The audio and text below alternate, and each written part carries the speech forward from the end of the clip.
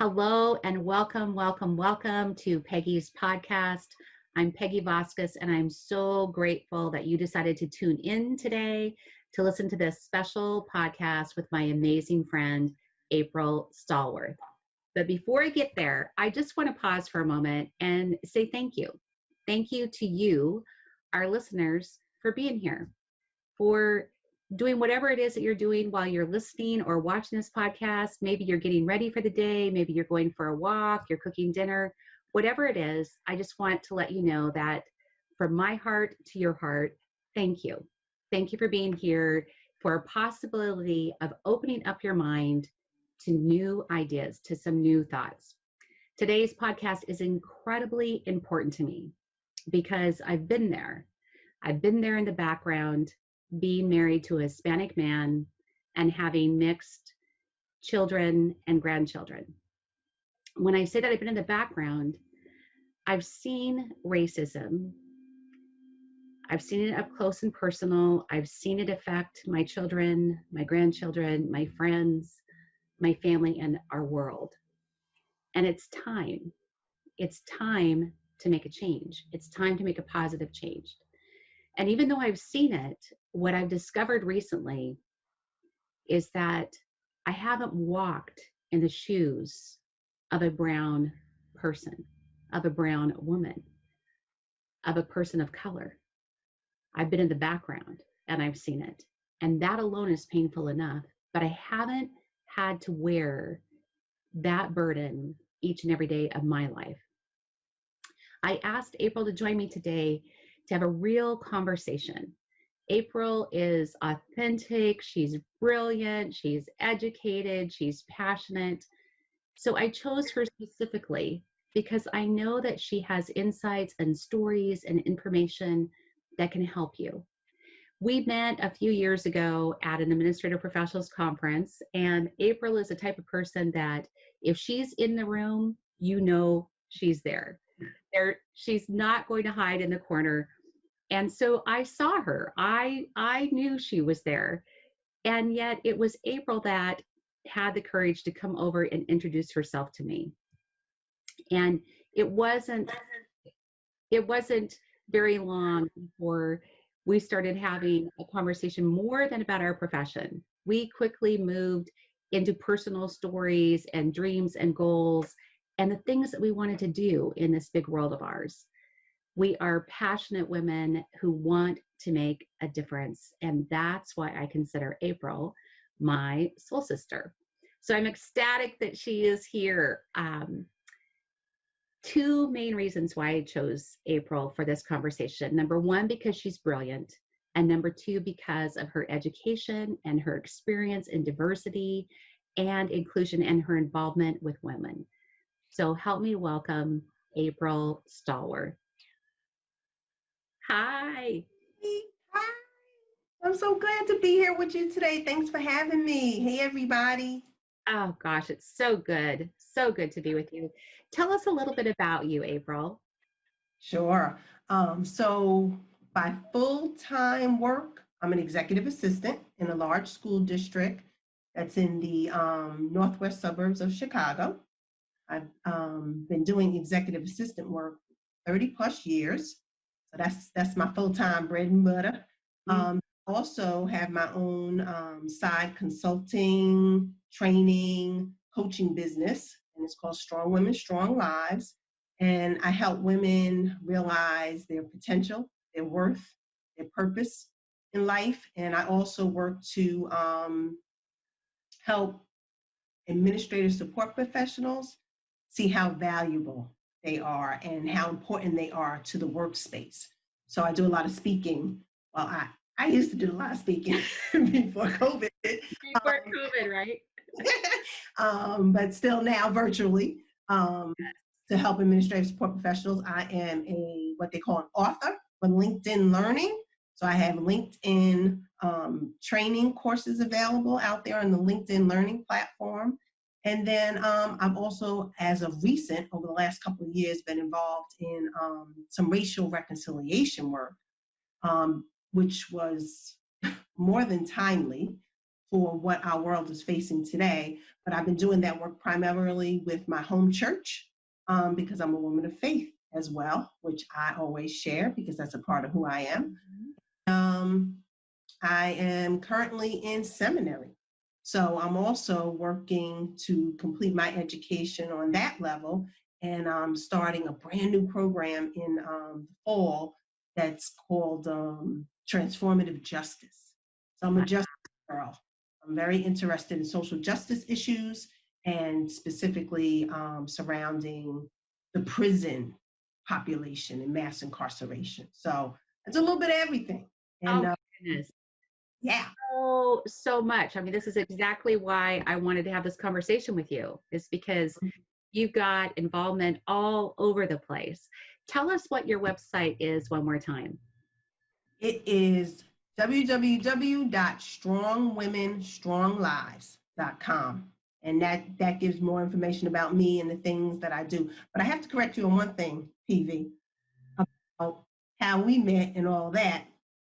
She's so modest. But actually, I stalked her, okay? Let's be honest, I stalked her on Oh my God. LinkedIn for a while. I got a chance to sit under her teaching at some of the administrative professional conferences where Peggy was teaching at. And then we had the opportunity to work together on a session.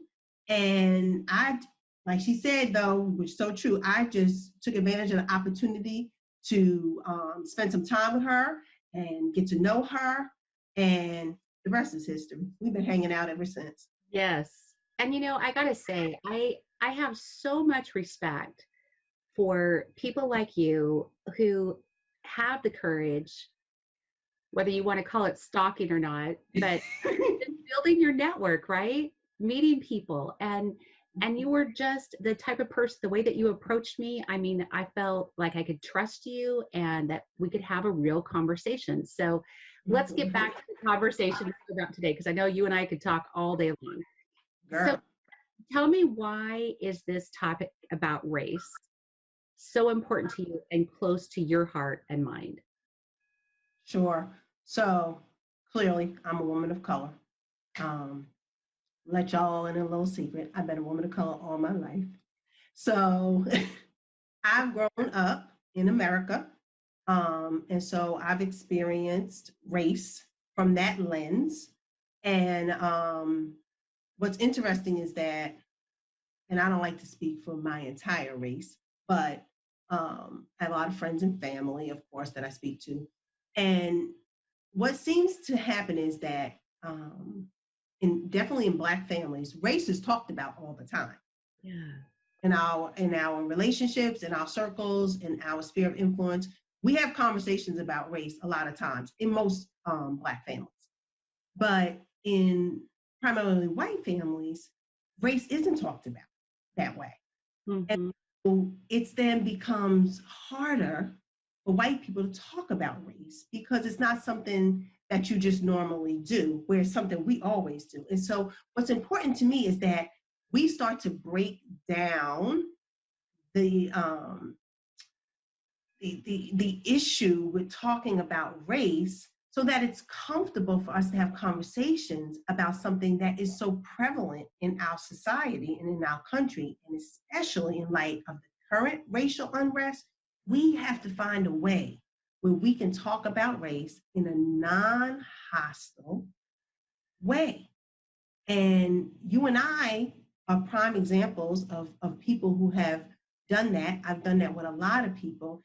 And I just don't want it to be controversial. I don't want it to be political.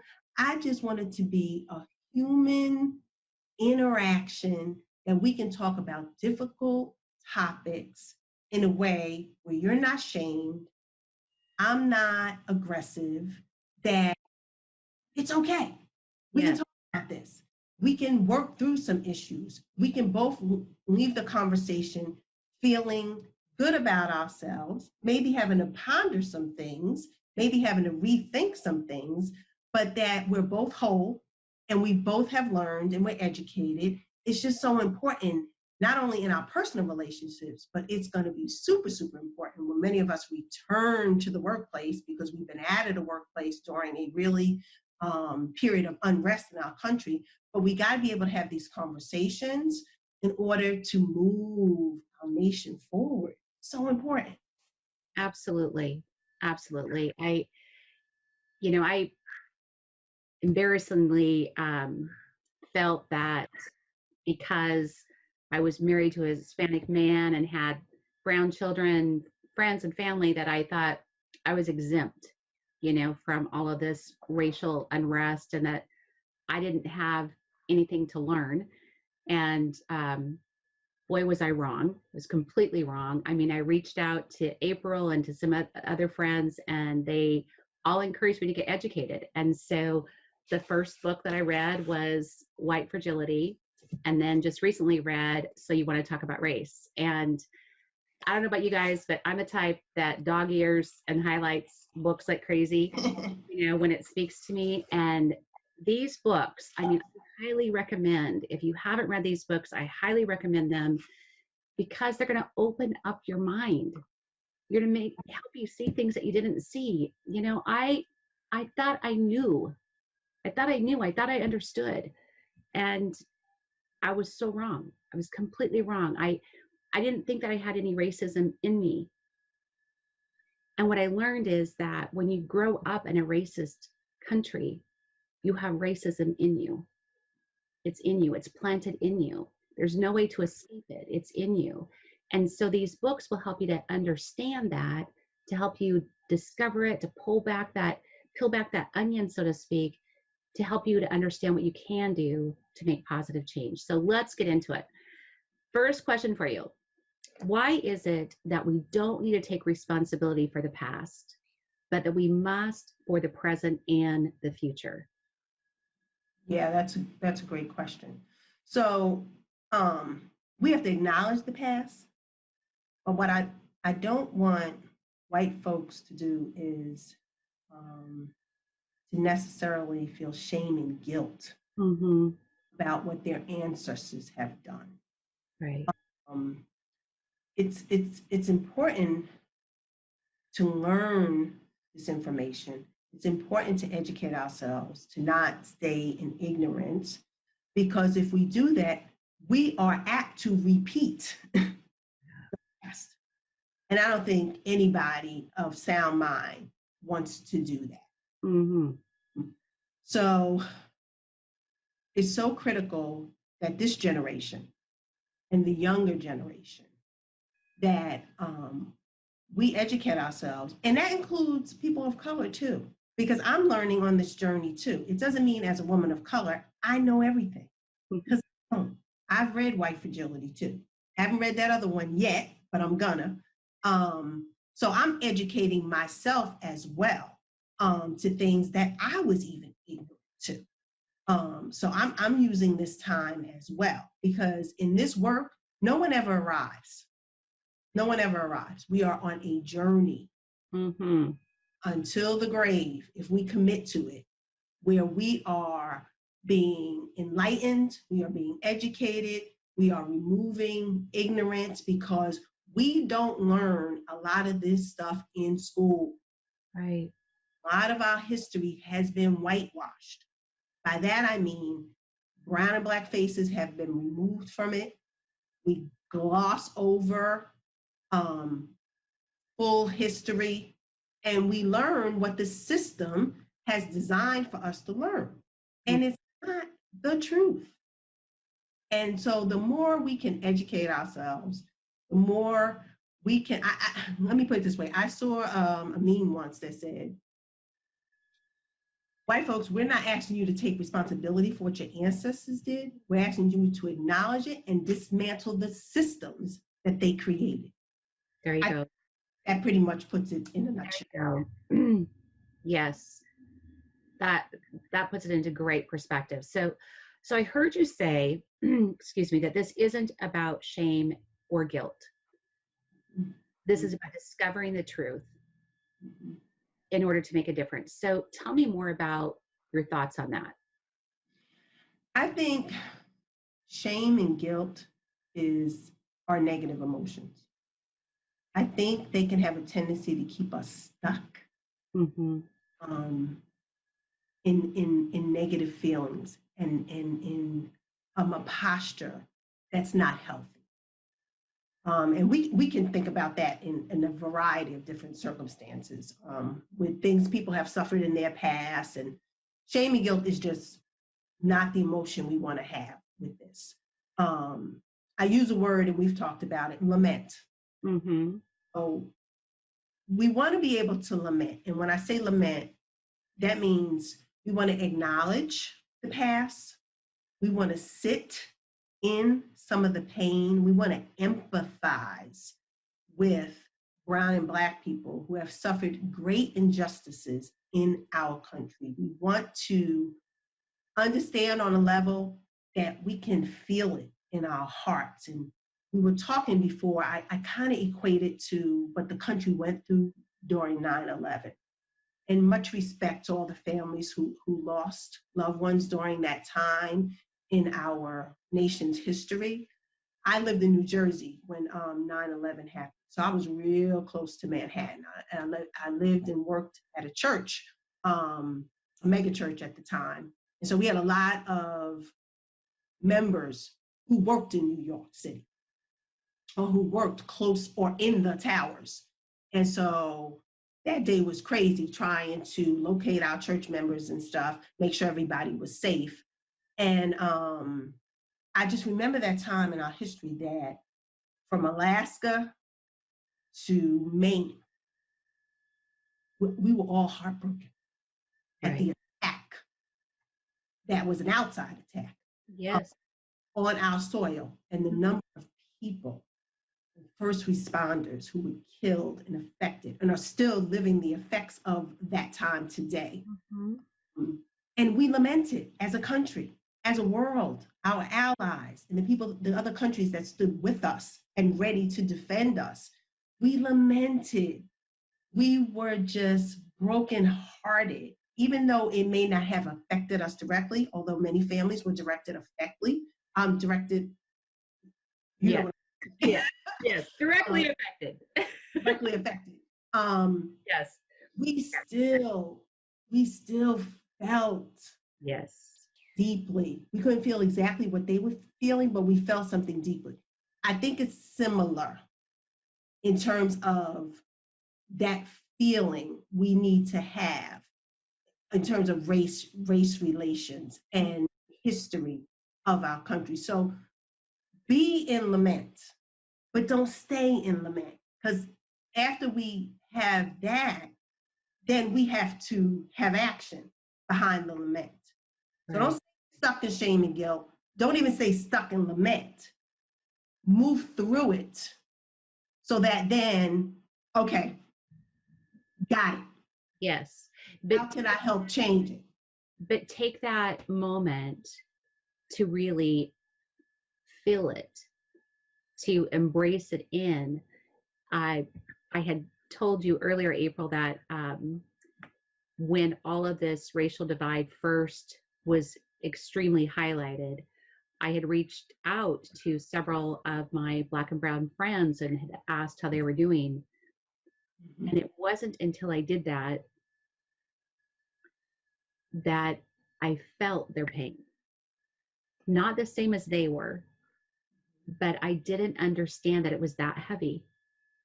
I was reaching out to them more out of this sense of, I don't know what to do, but I need to do something. And when I heard back from them and about how grateful they were, and when they told me stories, I began to sit in that space with them. And I think that is so important, because if you don't get a sense of the pain, of the burden, then you may not have the motivation to want to stand up, to speak up, to take action. Yeah, that's good. That's good. I was one of those people that you reached out to, and I was grateful for that. And you just said, "How are you doing?" Mm-hmm. Not okay. Yeah. Hey, I'm just devastated after, many of us saw the video of George boy being killed. And then prior to that, Ahmaud Arbery, Mm-hmm. about Breonna Taylor, just name after name after name. Um, it was critical for me to hear from my white colleagues, my white friends, my sister girlfriends, like that just called me, text me, email me. Um, and then I remember you specifically saying, what can I do? Mm-hmm. And you said, what, after you asked me how I was doing? And I said, pray. Right. You to educate yourself, Mm-hmm. you to reach out to your brown and black friends and colleagues. It makes a world of difference, a world of difference. And because Peggy Vasquez is an overachiever, next time I heard from her, she was at a protest. Yeah, not something I'd ever done before, not something that I would have ever thought I would do. But I mean, I looked at my little grandbaby, and I'm looking at her, this 5-year-old girl, and at some point in time, she's going to be 10, she's going to be 15, she's going to be 20. At some point in time, she's going to say, Nana, what did you do back then? And if I could only say, well, I put a few things on Facebook, I thought, I can't do that. I can't live with knowing that that was the only action I took. And I saw another, I'm sure she was a mother, at a protest, and her sign said that when George Floyd called out for his mom, Yes. as a summons to all moms, and that was my sign. And Mm-hmm. again, me taking that stand was hoping to open up somebody's heart, Yeah. because if you can't get to somebody's heart as a mom, Mm-hmm. God help you. God, Mm-hmm. God help you. Mm-hmm. So, yeah, Mm-hmm. but it was, I was scared because of all the things I've seen on media about protests. I was scared to go, and Yeah. thankfully, it wasn't like that. And what was great is I was standing with my family, my sister-in-law, my brother-in-law, a couple of my nieces and their daughters, and my bestie's friend. I mean, it was a beautiful demonstration of our community coming together in love. There wasn't anger. And that moves me to the next question I want to ask you. Mm-hmm. So often what I see happens is that when people talk about race, anger comes up, defensiveness comes up. Sometimes people attacking each other, blaming each other. And it seems like that there's a whole lot of talking going on, but nobody listening. Mm-hmm. So, what are some ways to keep the conversation going instead of silencing people? Right. Well, yeah, it's saddened me. It grieves my heart when I see conversations just go left, go left. Um, and so I know I personally, for myself, have been trying to muster up as much grace as I possibly can Mm, in these seasons.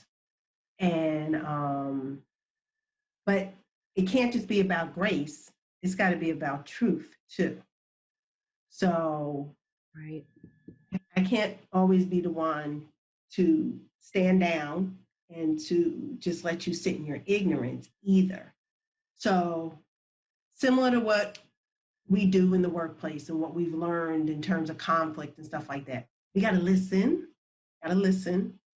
not listening to respond, but listening to understand. We have to try to educate, okay, as best as we can. Um, but in order to educate, we have to be educated. So don't go out there putting your toe in the water because before you know, you're going to get pulled in. If you don't know how to swim, you know what's going to happen. Mm, So do the work in you first. Work on, and speak from a place of conviction of what you know rather than always what you feel. But you can only do that when you take time to really understand and educate yourself. Some conversations are not worth having on social media. They're just not. There's some things I just scroll by and I'm like, I'm not doing that today. Mm-hmm. It's bait. It's divisive bait. Don't take it. But Mm-hmm. people who I'm in relationship with or who are really trying to learn or where I feel I can be helpful to the conversation, that I'm going to try to have an intelligent conversation. But if at some point it goes left and you see, get out of that, back out of that. That won't help you, and that's not going to help them. So I know when I post, when I respond, one of the questions I try to ask is what I'm saying, is what I'm posting, is what I'm doing, is it bringing us closer together, or is it divisive? Mm-hmm. Educating, or is it me speaking out of my frustration? I really try to check myself before I'm having those kind of conversations because they can be super divisive. We don't need to add to any more of that. And I know people of color, y'all tired. I know y'all tired. I'm tired. I get so tired of having to talk about this sometimes. I'm not tired today. I love this conversation. Good. What I make sure I do is good self-care, good self-care. Because if I enter into any of these conversations and I have not practiced good self-care, really fueled myself, energized myself, it's going to go the wrong way. And I can only take responsibility for me. I can't take responsibility for what the other person is saying. Yes. So I'm just making sure before I have those kind of conversations that I'm practicing good self-care and really staying fueled up and energized. And then, which means sometimes I got to take a couple of days off. Mm-hmm. I just do. Mm-hmm. I on social media. I'm not reading anything. I'm watching an episode of Supermarket Stakeout. What? Completely just giving yourself a break, mentally, physically, just getting away from it. I love that. I think it's something we all need. I mean, now that we've got great weather, it's to me that's a pool day. You know, just being able to just chill, just completely. Yep. Chill. Yes. Yep. Yep. So, you know, we in corporate America, we've tried to talk about race. We've tried to deal with racism through affirmative action, through D&I, through, you know, all these different things. And I think that they've helped make a little bit of a difference, but obviously there's so much work to do. If those were the answers, we wouldn't be where we're at today. When I think about the true problem, it's that we don't have relationships with people who don't look like us. Yeah. Most of us have relationships. We build our inner circle, we build our network, we hang out with people who look like us. So what would you say, what advice do you have to broaden those circles and to intentionally broaden your circle to have people in your inner circle who don't look like you? Yes. Super, super important. Such a great question. I'm going to use us for an example. But before I even go there, I'm going to say, people of color, we don't have a choice. White folks are going to be in our world, one way or another. Whereas white folks, and this goes to privilege, you can choose whether that's going to be the case for you or not in most instances. But you know, I never thought of it that way. Yeah. Wow.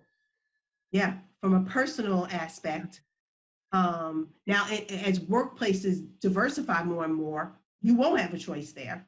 You're going to end up with people of color on your team. You may end up with a person of color as your boss. Mm-hmm. So it's really important that you make some changes. But I'm going to talk about us as an example. Well, first of all, I was, like I said, I stalked Peggy a little bit. really intrigued. One of the things I was intrigued with, and I don't know if I ever mentioned this to you, is her last name is Vasquez. Is she?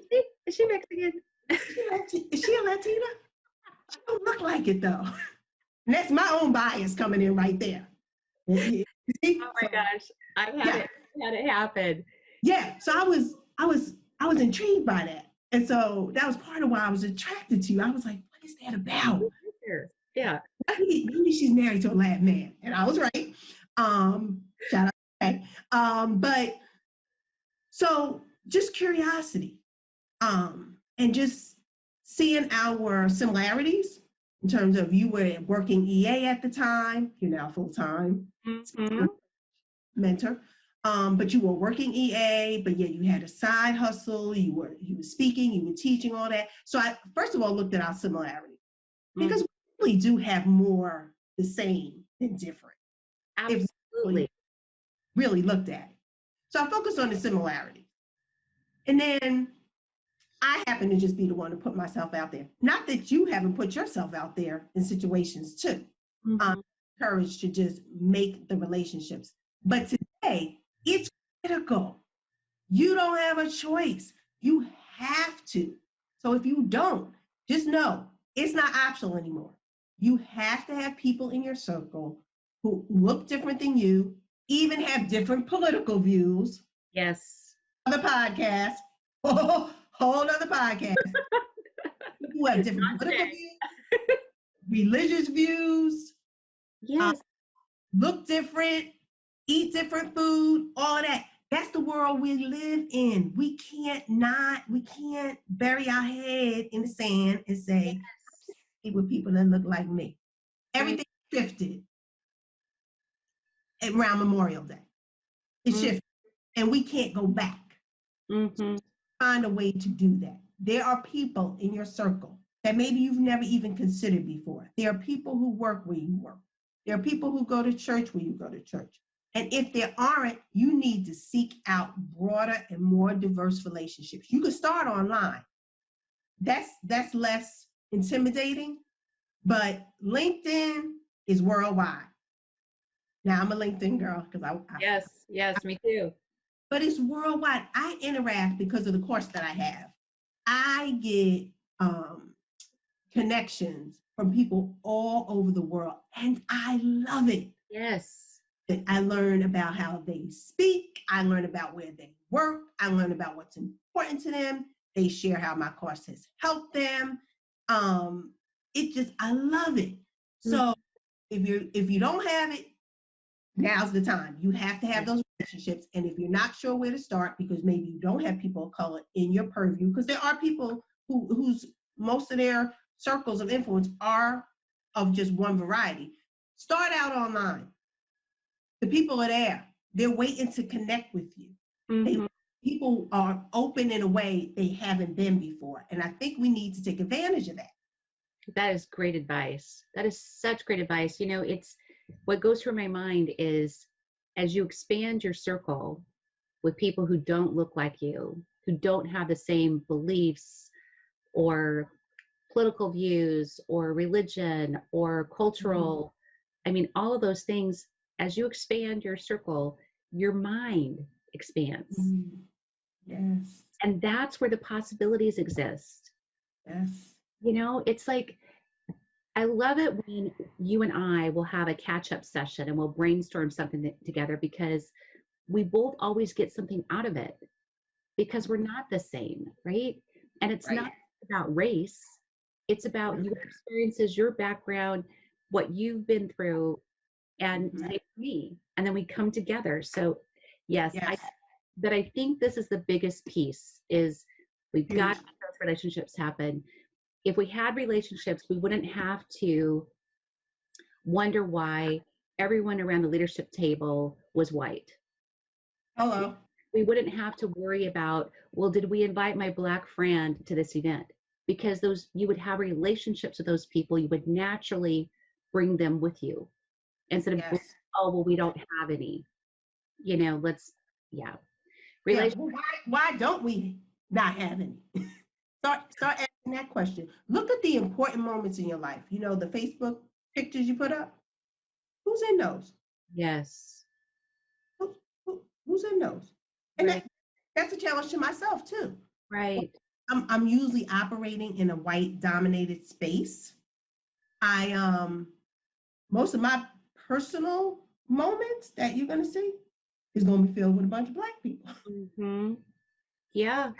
I don't have white friends. I do. I'm on here with one. I do. I absolutely do. But I'm just saying, from a perspective of a woman of color who usually has to operate in white dominated spaces, when I can go, Yeah. ah, Right. a lot of those moments are going to be with Black and brown people for me. I'm going to be honest with you. Mm-hmm. And I want to challenge myself that I have people like a Peggy Vasquez in my life that I ain't got to go, Right. be me, Yes. loves me. Yes. And I think that that is also a key point, is that you don't have to pretend, right? You don't have to pretend. You can still be your authentic self, even if you are different. Even if Yes, you are different, it's not yes. like I'll see people try to take on Black mannerisms, uh, change their language up, Mhm. do different vocabulary, different mannerisms. And, I've seen people do that, and I'm sure I've done it too. And there's been times where I thought that that was uh, relatable or fun or something. And now I realize that's flat out rude. It, Mm. I mean, is that how you feel when somebody changes up and tries to act like you? Yeah, you kind of side eyeing them like, what is that Yeah, doing? right. Kind of let it like Yeah, duck, water roll off your back because you know what it is, and so you just say, yeah, they reaching, they trying, they're but trying. Yeah. right. But if I know the person's heart and I know them greater than that, I'm more apt to overlook it because I know that they love me. They Right. just they just being a They're little just off. trying. Yeah. Yeah. And I think that that's another really good point, is that as we grow our circles, as we take on these new things that we're talking about, chances are we're going to fall short. We're going to make a mistake. We're going to embarrass ourselves. We're going to, make a blunder somehow, right? And Absolutely. I loved when you said earlier, it's about grace and giving each other grace and giving ourselves grace, because Mm-hmm.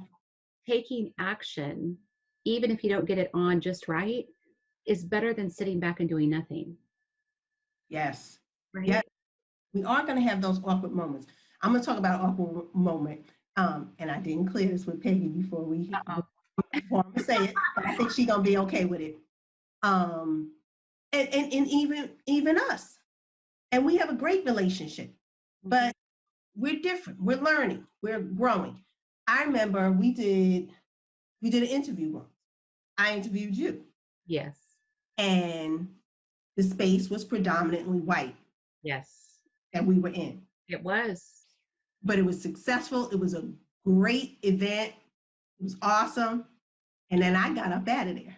You did. You And you did. text me, you sense something. Yes. And I said, "Are you okay?" I was like, why did you disappear? Right, right. You said something. I never said anything. And Yes. I was my regular self, and I'm sure nobody else saw it because they No. didn't know me. They didn't know me. So I was just da da da da da da. And I was like, okay, Peggy, take care. Bye. See you later. And you text me later, and I was stunned, just stunned that you caught Yeah. that and that you said something. You said, "Are you okay?" Said, Hmm. okay. And I said, "Yeah, I'm fine." And you said, I said, "Why?" You said, "Because something was off." And you left quickly. What did I do anything? Did I say anything? Whatever. And then I came clean. I said, I have to be honest. That was a white dominated space. It was. I had to get out of there because it was just it was closing in on me. I Mhm. think we did a great job, and I knew you had it from there, and I need to get out of Mhm. there. And wow, oh my goodness, I'm so sorry. And I'm Yeah. like, no reason to say sorry. Nothing. And so let's talk about that because I think that that is a significant point too. When you said that it was closing in on you and you had to get out of there, what did I mean? I think I know, but Hmm. tell me more about that. Yeah. Um, I felt a little ignored, not from you. I felt a little ignored. I felt a little overlooked. Um, I felt like I wasn't being seen in that moment. I remember letting some folks in to the space. I just happened to be the one to open the door and letting folks into the space. I don't remember them even saying hi to me Oh gosh. right past me. And Wow. most, and some of it could have been just about me Yeah. because of my experience in my past and having to deal in some of these awkward spaces. So I'm not even going to put it all on the people that were there. I'll even take some of what was bubbling up due to kind of past trauma that, for lack of a better word, almost felt like the hired help. Oh god. Yeah. Again, I think that's so important because if we're not sensitive to it, like to me, you were with me and hanging out Hmm. and doing the interview with me, and I was happy Hmm. to be there with you and invited some other people to join. It was Hmm. fun and good, and I wasn't sensitive to that fact. You Yeah, know, but you got it. I felt it, but I wasn't. So I think it's important for us to really look and see who's in the room and probably overly welcome or actively make sure that everyone feels like they belong. Hmm. Yeah. Everyone's valued, that everyone's there for a reason. Where because I knew how I felt about you, I didn't think about the influence that you may feel from anyone else.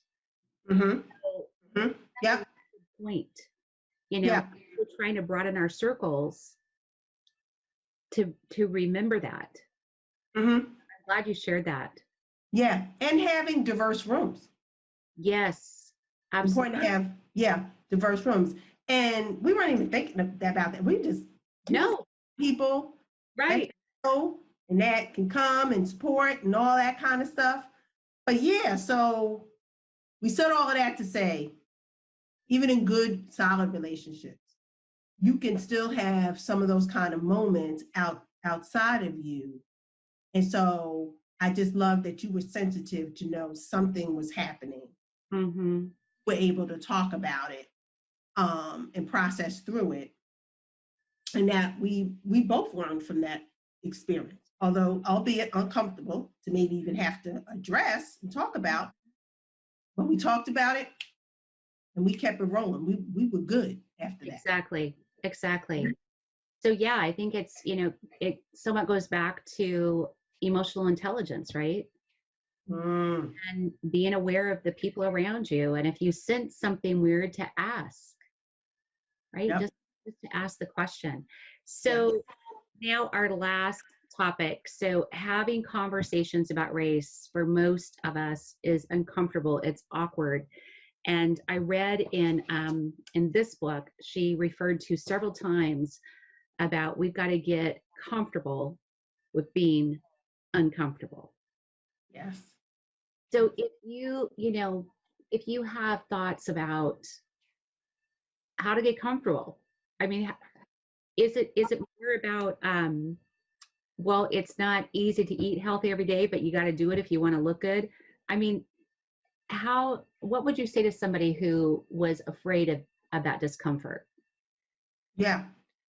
That's a good example of what you talk about, eating healthy. Eating healthy. exercise. I think about us as speakers, how we get to the point of being comfortable. Now, I don't know about you, Peggy, but I always still get a little butterflies before speaking. And I think that's healthy. I really do, because then you know, you don't get too cocky about it. But I think with all those things we're talking about, eating healthy, exercise, speaking, the way you get more comfortable with it is by doing it. Yes. There's no other way. You have to, the more we speak, the more, when I first started speaking, oh, what a mess. The cotton mouth, dry, get the cotton mouth. Yes. I was a mess. Mm-hmm. But I knew the only way to get comfortable was to keep speaking, keep speaking. Now I'm like, give me the mic. Hey, everybody. And not to say I still don't have a few butterflies, because I always want to keep those butterflies. I don't want to ever get so cocky, and I don't want to take my audience for granted. So, but now I feel an ease to it. I look forward to speaking. I miss speaking live. There's an energy that happens that's different than virtual. Not to say that virtual can't be good, but it's different. Mm-hmm. When I was I've been on a health journey for the last couple of years, lost a lot of weight. When I first started out, exercising, eating right, it wasn't comfortable. Mm-hmm. The more I did it, the more it became a habit. Right. Now, if I don't do it, it feels uncomfortable. So the way we get more comfortable talking about race is to keep having the uncomfortable conversation, Mm-hmm. learning, to keep educating ourselves. And I really think that helps the comfort level. And you can really speak to that more as you've been getting into the work and having the conversations. Do you find it becoming easier to have the conversation? I have found it easier, and I've also learned to pick up the signals about when to stop. Good. And when it's getting so, tension is okay, conflict is okay, but when it starts to feel like anger, Yeah. when you start to get that emotion, it's time to move into a different conversation, right? I mean, one of the things that I know for certain is that discovering white privilege is painful. It is painful, and most white people don't want to admit it because it's so prevalent, and until you look at it and get educated about it, about what it is and where it is, and basically how I've used it, until you get open about that, I think that it blocks the racial conversation. Yeah. And so I've learned to pick up on those cues. And I've learned to ask more questions than to preach, than to stand on my platform and tell, talk at somebody. And, some people are open and want to have the conversation, and some people want to stay right where they're at. And so it's like understanding that and knowing that you can continue the conversation when it's healthy to do so, and when it's not, it's not going to help make any positive change. Yeah, that's really good. One quick word about privilege, since you mentioned white privilege, that I just want to say for my white brothers and sisters, is that privilege doesn't mean you didn't have a hard life. It just means that your skin color didn't make it harder. Exactly. So that's because privilege, I know a lot of people get stuck on that. Mm-hmm. Folks who have had a hard life, who've suffered abuse, who maybe grew up in really strained economic situations, feel like, don't tell me about privilege. You have no idea what I've gone through. Right. And what you have gone through is valid. It's just that being white was not the hardship. Right. That's not what caused the hardship. Right. Yeah. Right. I think it's important that people understand that, because I think there's a lot of confusion around privilege and when we white privilege. Yes. Yes. Okay. So I just want to sum it up with a quick thought about that. Now is the time. I mean, it's 2020. This year is a transformational year. We've had Mhm. COVID, we've this huge political divide.